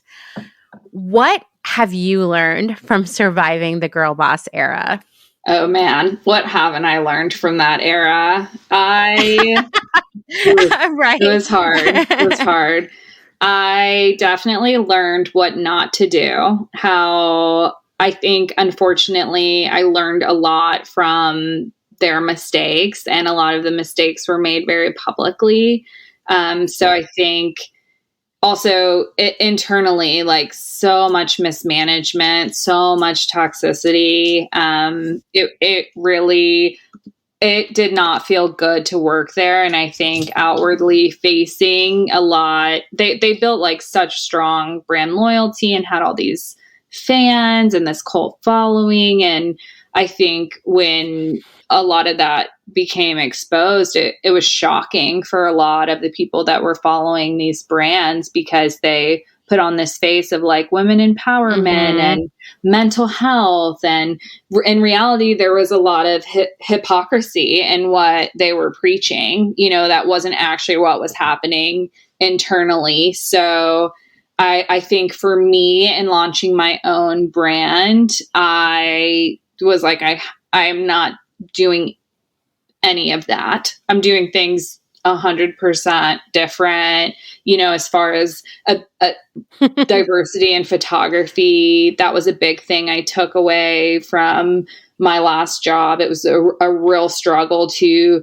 get diverse bodies, diverse skin colors in the photography. And it was something that I would fight for, and they wouldn't do it. And so that was something that was really important to me when I started my own brand. I also think just the mismanagement and the preaching of like, this is such an amazing place to work, you should be thankful to work here. That all like does not sit well with me. I'm like, they're like, it's not about the money. We're not motivated by money. You're just so lucky to work here. And you know that I'm like, I would like, no way. That's so toxic. That one is so common. Yeah. Like we're on a mission. This isn't about the money. And you're like, this is a company that sells things. We are here to make money. Like, don't take money off the table and make me feel ashamed for wanting to pay my bills. Yeah. Like that is one. I mean, I was telling you, one of the girl boss companies I worked for, allegedly the CEO was only paying herself $30,000 a year, which I find impossible to believe, and would shame me for being like, can we get health insurance? Like, well, don't you care about the mission? I'm like, I care about being able to see a doctor. I care about getting healthcare and not going bankrupt. Like, don't act like we're not here making money every day. Oh my gosh. You know? Yeah, that's so wild. Like, don't act like this isn't a business. This is a business. This isn't like a volunteer organization. And when you're a buyer, you're thinking about this. Mm-hmm. Yep. And when you're managing the product and the inventory and the sales, you see the numbers. So you're like, I know how much the company is making, and I know how much I'm directly contributing to that. So for them to then be like, we don't have the money, it's like, well, then where's the money going? Because I see it. I know the margins we're making, and I know the volume we're doing. I know roughly the salary of everyone who's working here. Totally. Like, that's the thing. It's like, don't insult my intelligence. You know, I know how much money we're bringing in every week here, you know, and if we are somehow spending all that money on other things that I don't know about, I'm concerned. So there's a problem here no matter what. Like, either we're really bad at managing our money, which, to be fair, has happened to a lot of these girl boss companies, But on the other hand, maybe we're just being greedy and pretending that we're on some mission that should somehow make us not want to get paid. But somehow this mission involves selling lots of fast fashion and things like that. Like it's so ridiculous. I don't know about you, but like I feel like it took me a few years to really sit down and admit to myself that I had been traumatized by these jobs, that I had PTSD that was affecting my ability to feel good about myself and to make good decisions at work. Yeah, I think a lot of my coworkers, we definitely have felt that way. And us having, talking about it is very therapeutic, and to know that everyone felt that way too. And it took a long time for people to speak up and feel empowered to be able to say, like, even to be able to write a Glassdoor review, like everyone was too scared to do that. We were all so terrified of, losing our jobs or being punished in different ways or being bullied by these girls. And there was no accountability. I think that's one of the biggest issues is with the girl boss era, is that they weren't being held accountable for their actions. There was just absolutely no accountability.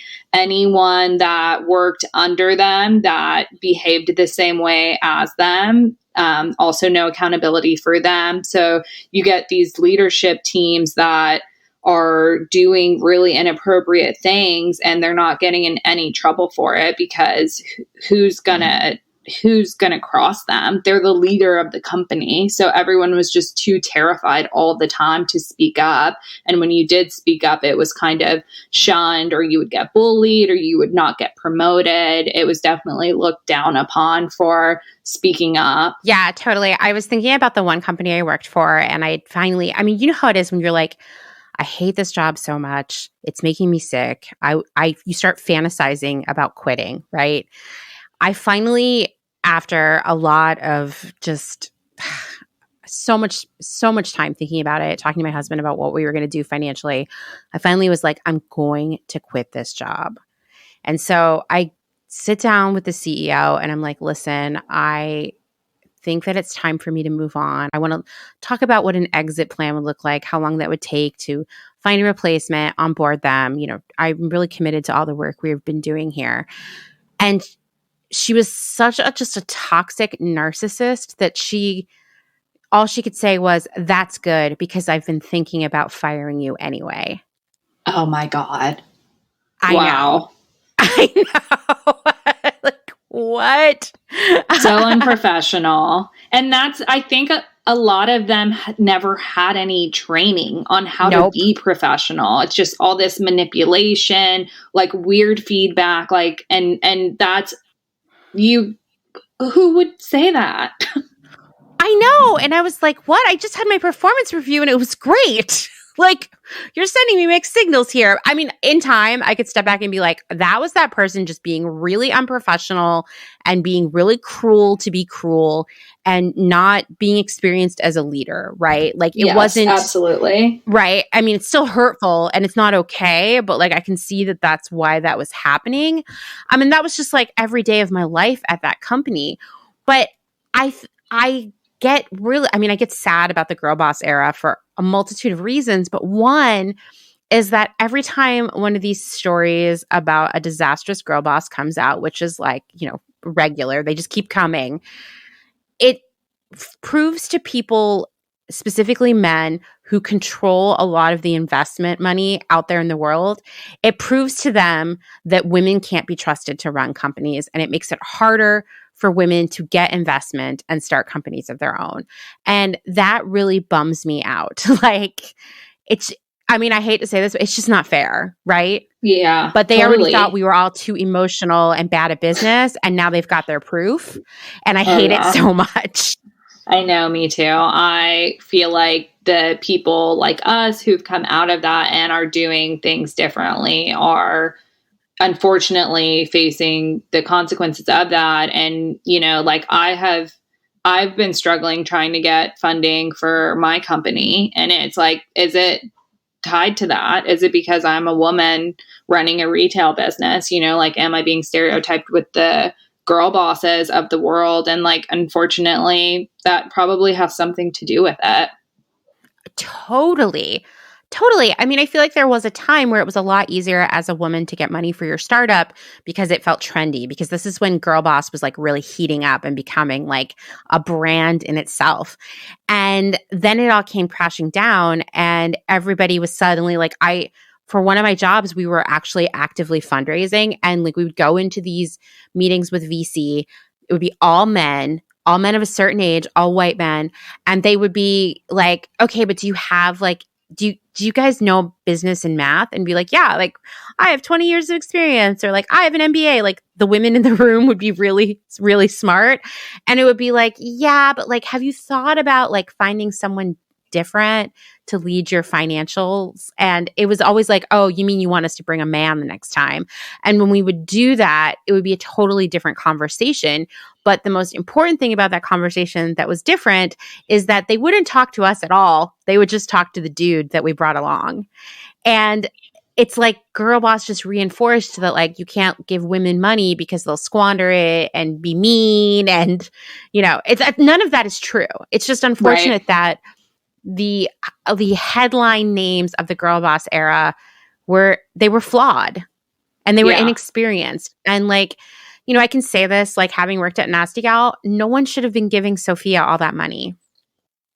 She wasn't ready for it, you know? Yeah, totally. They could have given it to someone who had more business experience. Yeah, absolutely. And I think, unfortunately, the way that all played out with, you know, not just Sophia, but there's been countless women who have been exposed for mismanaging businesses, for, you know, spending money on all the wrong things and creating these toxic work environments. And I think when we really saw that all play out and we got all of those fake apologies that looked identical to each other, like that didn't help. And I think that they were given an opportunity to kind of redeem themselves, and a lot of them couldn't even do that. And I think, like, fortunately, there's enough of us who kind of lived through that and experienced it and feel that disappointment, but still are going after the things we're passionate about and creating companies and doing things the right way, that hopefully we'll be able to turn that around. Like, I don't know how long that will take or kind of what that looks like, but I feel that the generation of leaders that's coming out of that will do things differently. That's my hope. I feel really optimistic about it, because I think, I mean, and I was telling you this before, that like by seeing all this stuff go horribly awry, I've learned from those mistakes that aren't even mine. Like I learned more from that than almost in a lot of the trainings and stuff I've had, you know? I could see why they played out the way they did and how they could be better. And I think, you know, another thing that really struck me, I mean, seriously, from the first week I walked into Nasty Gal, for example, was that at that point, in at least there, and I feel like this is pretty standard for a lot of the girl boss companies, no one was thinking about developing talent or mentoring younger women or training them or anything. And so I inherited a team of like associate and assistant buyers who literally didn't know anything about buying. They didn't know anything about retail math. They didn't understand assortment planning. They didn't know a lot of the terminology. All they knew was like how to pick out cute things. And it was just like, you guys don't have any transferable skills. Like, what an epic fail for this company to not be teaching all of these talented people how to, you know, and helping them grow. Like, I still think back to that and like how shocking it was to me. Yeah, totally. So shocking. It really, like, no systems, no processes in regards to development. Nope. And I think a lot of that, like at the company I worked at, was because they grew so fast. So they had these girls come in that ended up in these really high leadership roles that had never worked anywhere else.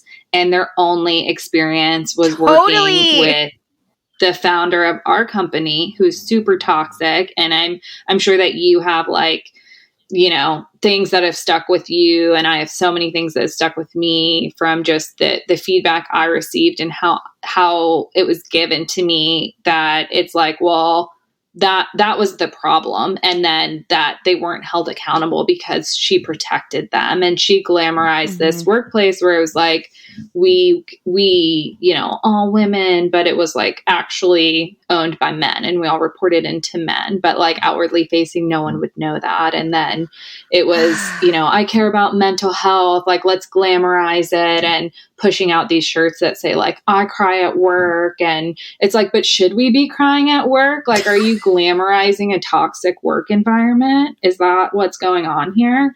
And seriously, it's just, it was crazy. Like, and it was there the whole time, like, I also remember when, like, one time I had gone to a meeting, with the founder of the company. I would have to like show her everything I wanted to bring on, and really could not give me any clear feedback or direction. Would just be like, that's not right, or that's not on brand, but could never really tell me why. And so one time I brought her this like assortment I was like so excited about.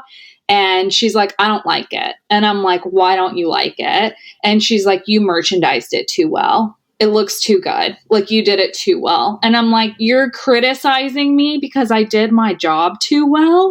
Like, and, luckily I was older and I had worked at several other companies, and I had thick skin, and I'm also a very like direct person. So it was, for me, it definitely like hurt my feelings all the time, but it wasn't like detrimental to me in the way that it could be to like younger employees who are getting this like mixed feedback and weird, you did your job too well. Like, we're here, we do our best, but we're not perfect. And you merchandise that it's like too good.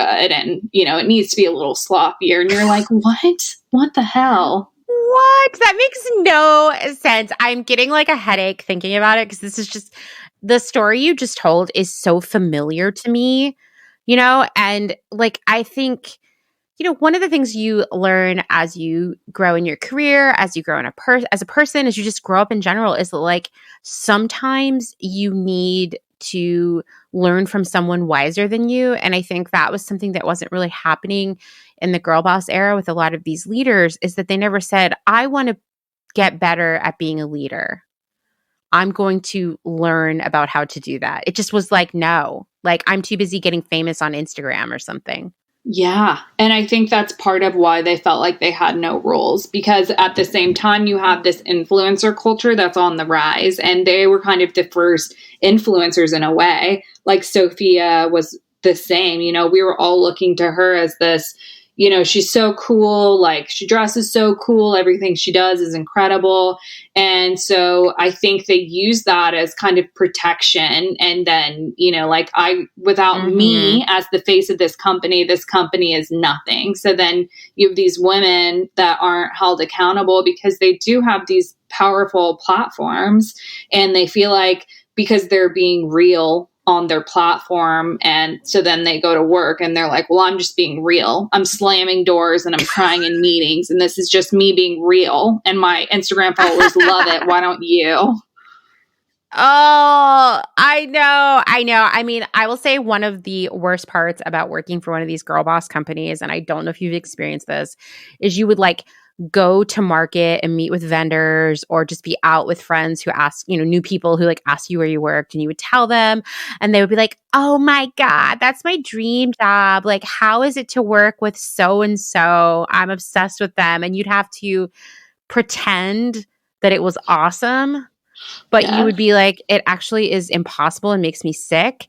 And I just like don't want anyone to ever feel that way about working with me. Oh my God. Yeah. Oh my gosh. I think the girls that work with me at Cara Cara, they're like, I can't imagine that. And it'll make you crazy. Like, when I worked there for a little bit, I felt crazy. And I was like, why do I feel this way? What's wrong with me? But it was really just a product of being in that environment and feeling really, unsupported, and feeling bullied, and feeling like, to everyone else, you have to smile and be like, it's amazing to work here. Everyone's so great and fun and funny. And you're like, really on the inside, it's people tearing other people down and just being nasty. Right. And being like, it's a culture of fear because everybody's like, am I going to lose my job at any moment? You know, I feel like that was another thing in a lot of places I worked where people were so afraid that they might not have a job in a week or something. And it made people behave badly. Oh, yeah. And then, you know, when these companies, obviously, it's clear from what we're saying, like super mismanaged, right? Like, where was HR? Nobody knows. But there were those times when you would come in and they would like randomly let all these people go. And you're like, what? And then the next thing they're doing, they're like reading their Slack messages. And you're like, why? What's going on here? Like, how is this happening? That is so fucked up. Oh my God. My boss at the really toxic company would send us like texts like late Friday night. Like, we're going to have a meeting first thing Monday morning of the leadership team, and you should be prepared to take a salary cut. So all weekend, we'd all be like, shit, how are we going to pay our bills, right? And then Monday morning, it would be like not even mentioned. Oh my God, that's so it was cruel. Just, like, so messed up. Yeah, just so much of that. Evil. So much of that. It's really evil. And like these are things that I feel like I wouldn't even ever think of doing at work, but I now know for sure why you shouldn't do those things. Just in case I was ever tempted to behave that way. Like, oh my gosh. You just can't. You work with people. Oh yeah. They're people, you know? Right. One of my favorites too was our founder would like walk around the office like at like 9 a.m. and she'd be like, I'm taking roll call, like who's ever in their seats gets a bonus, like whoever got here early. And she would do the same thing at like 6:30 p.m. She would be like, oh, I see you, you're here, you're here. And one time she came up to me and she's like, oh, I'm surprised to see you here. Did you run out of class pass credits? And I was like, oh my God, what? Wow. So, hashtag girl boss, everyone, right there. I was shocked. I was like, okay, so now, and the thing is like, I always got my work done. Like I was always getting promoted. Everyone in upper management was always like, you have the best channel in the company. Like I knew I was doing a really good job, and I just am, you know, like an efficient worker. I don't believe in sitting in your seat just to be there. Right. Like I was like, it's 6 p.m. I can go home now. And so I think there's a lot of like old values that you would think these companies maybe, since they're like new and like startup-y, would have maybe not, you know, believed in, but they were very much there, like the 9 to 6 mentality, a lot of meetings, just like really a lot of more like old-fashioned ways of thinking. Mm-hmm. Yeah. I do think one important part of girl boss culture is that there's always a lot of meetings. Oh, yeah. So many meetings to hear everyone talk. Yeah. So many meetings. Because like when I stopped working for girl boss companies, I was like, oh, we spend so much time at our desks doing work. This is amazing. Yeah. It's like, I also think that it's that, you know, on TikTok, how it's like everyone's talking about like being the main character and having a God complex. Like that's it. Like they have to be the main character, and they did have a God complex. And it's, you know, having meetings just so that they could hear themselves talk. And people, I found that there were certain people at the company who had gotten pushed up and protected, right? They had never worked anywhere else. Mm-hmm. And for them to cover that, they didn't really know what they were doing. They would poke holes in what everyone else was doing, and was kind of just their time causing trouble. And you're like, what are you doing? Like, why are you making, there's like, just like putting like obstacles in front of you, like every foot. And you're like, why are you doing this? And they're just trying to take attention off the fact that they don't know what they're doing. Oh my God. Classic. I had not even thought of that, but a few years ago, I was like sort of like analyzing like the characters per se, the character types that I had worked with at different jobs. And that was a character that kept emerging the like hole poker. Yes. Literally my least favorite person at the company, because it's just like you're trying to walk down the street and they're just like sticking their leg out to trip you. And you're just like, why are you doing this? We all work for the same company. Right. Like we all want the same things. I know. Totally.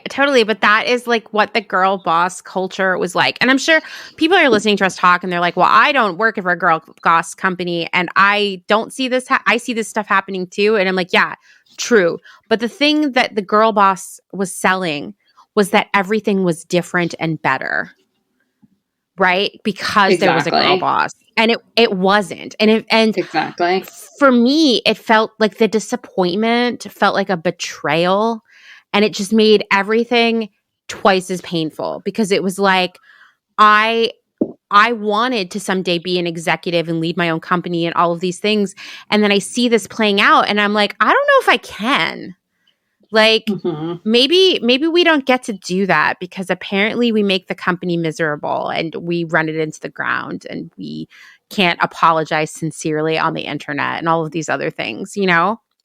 It's definitely something for me that I'm still like thinking through, right? Right. I think for me, it pushed me where I was like, I can't take this much longer. And so I as I'm looking for an exit strategy for inventory, I was like, what is my exit strategy, you know? And so it kind of pushed me and I was like, I found this issue. Like I always was like, I want to do something in the industry. I don't know what it is, but I want to do something, you know, for the greater good of like the retail industry. And I want it to be a white space. And then this kind of like landed in my lap and I was unhappy at work. And I was like, you know, I could be doing this for these people, or I could leave here and do this for myself and do things differently. So I think for me, it was like, I felt confident in my skill set and, you know, my leadership capabilities and like still being able to see their issues and be like, I'm going to do this differently. And so it kind of, I do think that it helped me in the sense that it pushed me forward because I was like, I'm not going to keep doing this. Yeah. Yeah. I mean, I love that that's what happened. You know, like what a happy ending to the story. Right. Yes. Me too. Me too. Well, thank you so much, Rachel. This was so fun. It's also just like fun to talk to other people who are girl boss survivors and see what they're doing. Totally. And be excited. We do need, we need a therapy group. Like we all meet up and talk about it. Yeah. I mean, it is really, really interesting and unique. And I think that you and I worked at very similar companies at similar times, but at the same time, different companies. But situations so parallel, like almost identical. So it is a little bit shocking to think about how many companies this was happening at, how many other people have been through this. And it is really, I think it's great to be able to talk about it and shed some light on that era and how it shaped us. But yeah, definitely super interesting. Yeah, totally. And I hope that everybody who hears this, it's going to inspire them to be better leaders, be mentors, expect better from their leaders and mentors, because I think that like one of the failings of Girl Boss is that, you know, you're supposed to, like any good employee, if you will, is supposed to be able to manage up, meaning like tell their manager what they need from them and get it. And there was just like you couldn't do that. Like absolutely could not do that. And I think that is just like one of the many failings of that culture. And I hope that we can all hear this and know that moving forward, like if we're not getting what we need to grow, then we need to demand it or leave because we deserve better. We're the leaders of tomorrow. We're the leaders of now, you know? Yeah, absolutely. And that's all it takes is just us standing up to these brands for what we need. And I think luckily with what has happened with the rise and fall of them, people are a lot more receptive to that. And I think a lot of companies are fearful now of like that happening. Like they know the power that the internet holds and the media websites. And, you know, if they're treating their employees bad, it will come out. And I think that's been proven. And so luckily, there's a little bit of more leverage now on the employee side, which is great. I know. I love it. And I just can't emphasize enough the importance of writing Glassdoor reviews. So I actually was going to apply. I mean, I told you this already. I was going to apply for a job where you worked. And I was like, you know what? I'm going to read the Glassdoor reviews. And there were only a few, but they were really bad. They reminded me so much of my own current nightmare situation at that time that I was like, nope, I'm just changing brand names. I'm going to be working in the same place, you know? And so I skipped it, but that stuck in my head as like a moment that was really helpful for me. And at that point, I was working for a really toxic startup and we didn't have any Glassdoor reviews. And so people thought we were like, it was this heroic environment where everything was awesome and great and what a dream job. And I realized that we needed to protect other people from walking into that. And everyone was fearful because our CEO was really vindictive, not a good, even-keeled leader, and would certainly, because our team's so small, figure out who was writing the Glassdoor reviews. So we worked together and all wrote Glassdoor reviews at the same time. Like literally sat at a bar with our laptops and everybody wrote them. That's amazing. I love that kind of teams coming together. I know. And I think that when you feel unempowered, when you feel helpless and you feel like you're being defeated in an environment like this, the best thing you can do is work with the other people around you to make it better or, you know, make sure the world knows it's a bad place to work. I know that it had an effect on that company and they had a hard time hiring people. And then they were having people write fake reviews. Classic. Like there's a classic like checklist of toxic work environments. It's like, okay, now get everybody to write fake nice reviews. You know, like that's part of it. Oh my gosh. Yes. But I know it's so classic, right? The playbook, the girl boss playbook. But you know, I can't emphasize enough how important community and your coworkers and organizing and taking collective action is in these scenarios. Yeah, definitely. Because if you're feeling that way, everyone is. Yeah, totally. You totally are. Everyone is, right? Like, it's not just you. I mean, even talking, everything you're telling me, I'm like, I experienced that. And we didn't even work at the same place. Like, these are universal so realities. Crazy. Yeah. Mm-hmm. Well, I want to thank you so much for taking the time to talk to me. This was really fun. Oh my gosh, thank you. This has been a pleasure.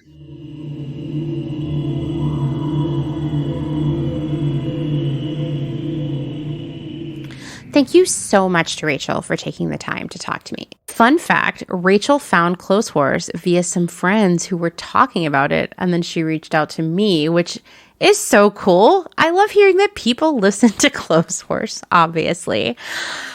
Please go check out Cara Cara. Rachel has an exclusive offer for members of the Clotheshorse community. You can receive 20% off with discount code Clotheshorse. I'll share that in the show notes. I was just checking out Cara Cara this morning, and Rachel has put together a great assortment of really nice gifts from really nice brands. And don't worry, I know you've been worrying, she was able to get some of those candles. I wanted to wrap this episode up with a long story about my experiences with the girl boss era, but unfortunately, we're running out of time here. It's only a matter of minutes before our cat Hutch begins his daily tradition of howling out the window at a barn cat we call B-Dubs because he's black and white. They do this every day. It takes an hour. It's so loud. They just yell at each other. Hashtag cat life. So I have to wrap this up now. Here's what I'm going to say. Go listen to the Girl Boss series on the department. I'll link to that in the show notes. You'll hear a lot of my thoughts and experiences on what I've learned from the girl boss era. Go check it out.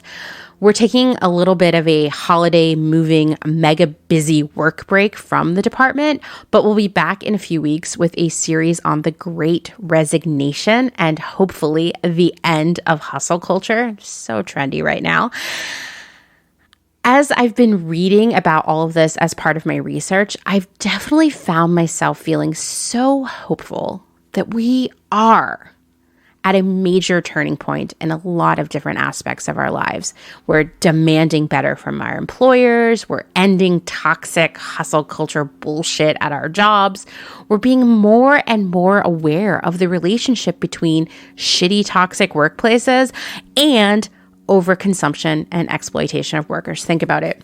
You work at your shitty job that breaks your spirit every day, and you go buy yourself something to cheer yourself up, right? That's one way in which these things are connected. But furthermore, where there's smoke, there's often fire, meaning if a company is engaging in bad behavior in one area of their business, it's often doing it in other places as well. I mean, think about it. There's an intrinsic link between retailers that refuse to pay up or refuse to pay garment workers a living wage in the first place, and employers that treat their corporate, retail, and warehouse workers like crap.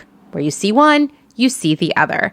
A boss who bullies you probably doesn't give a fuck about microplastics or polluting waterways or exploiting workers around the world. If you don't have compassion or empathy for the people sharing your office, you certainly don't care about the humans on the other side of the planet.